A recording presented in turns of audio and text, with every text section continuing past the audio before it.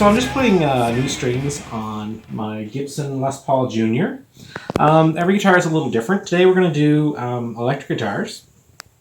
The Les Paul Junior has a wrapped tailpiece on it. It's more of a vintage style. Really no moving parts, so it's fairly stable. Part of proper setup on an instrument is make sure that you have the proper string gauge. I find for this instrument a set of 11s is nice. It's stable. It has a little shorter string length, so that helps with the tuning stability. So basically what you want to do is make sure you don't, when you're installing strings, don't put any kinks in the string. That can lead to intonation problems. On this bridge, it inserts from the front. There's a small hole down there. Comes through the back. And it's a wrapped tailpiece, so it comes over this way. Now what I'm going to do is I'm always going to keep a little bit of tension on the guitar string, if possible. I don't want it just banging around.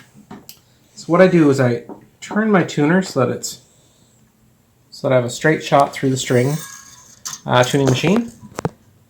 And then what I do is I do a little pinch here with my left hand. So the guitar is in playing position. I'm the right-handed player, so it goes right to left.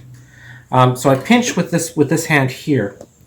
What that does is it allows me to use my other hand to find the proper amount of string that I want to put around the tuning machine so that it's stable. If you don't use a proper winding technique, your guitar is always going to be out of tune. So what I use is my hand turned on its side over my thumb at the 12th fret, and that gives me, notice I'm still pinching here, that gives me the proper amount of string to put around that post. Some guitars are a little different. Some guitars have locking machine heads or locking tuners. This is more of a vintage style instrument. So I find that about 3 to 3.5 windings is good on this style instrument here. So I've pinched that off to know that I have the proper amount of string. I'm going to grab with my other hand here. Now, as I start turning the tuner, I'm going to put a right angle bend right there. That gives me a good break angle at the machine head or the tuning machine, tuner. What I'm going to do is I'm going to take the other side of the string and I'm going to go the other way. So what I've done there is created two right angles going in different directions. So I still have tension on the string, and I start winding. This guitar has 3 tuners per side, so 3x3. I keep proper tension on the string, and while I'm doing that, I'm winding all the windings down so that nothing binds. There are a few different ways of doing this. There's a couple of correct ways. I find that this is the best way because there's no friction points. Some people do basically a small, simple knot that goes back under the string and through. I find that's one place that just gives a little bit of slack. So those two right angles really hold that string tight.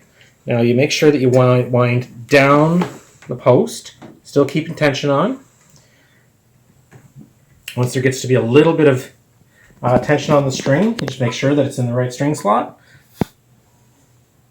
That's the nut right there, so it's in the proper nut slot there. And then what I do is I just gently give the string a little tug. Okay. Now we've got about just shy of 3 windings, but it's enough really on this instrument to hold that tuning really stable. Grab the string, grab your clippers, and clip the excess string off. Now that string is going to be very, very stable. There shouldn't be any tuning problems with this instrument once that string's stretched out. When you're putting strings on your instrument, you want to make sure that if anything, if you're going to have more windings, it would be on the treble side. So this is the treble strings here. The basses don't need quite as much winding. If installed properly, you don't need locking tuners. You don't need to buy new tuners. These are a vintage style tuner here, and they hold just fine. So I would suggest doing one string at a time. I had all the strings off this instrument to make sure that that everything was in spec. And hopefully this will help you guys out if any of you guys are guitar players, and perhaps we'll do some more of these videos later on. Thanks a lot.